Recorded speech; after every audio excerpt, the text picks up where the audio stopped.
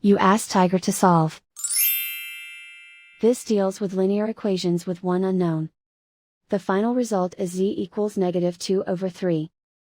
Let's solve it step by step. Group all constants on the right side of the equation. Subtract 4 from both sides. Simplify the arithmetic.